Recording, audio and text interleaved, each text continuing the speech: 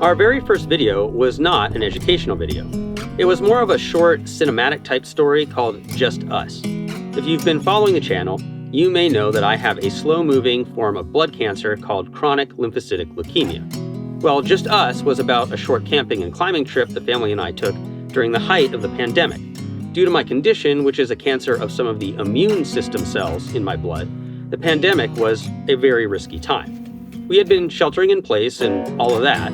Eventually, we just had to get out. We had lost sight of who we are because we hadn't been doing the things that make us who we are. Well, the boys and I recently went back to that spot, 4 years later. I found the return emotional, to be honest. The boys had grown so much. The climbs they struggled with before were now sent with ease. Their participation in setting and managing camp was much more focused. And I was 4 years older, despite the risks associated with my disease. But the kids still wanted to make log forts, and they still wanted to play sword fighting. They are still little boys, though not for too much longer. We'll get back to educational videos next week, but today, a sequel to Just Us. Today, after nearly 600 videos and shorts, we're presenting Revisited, because we can all grow so much out in that big outside.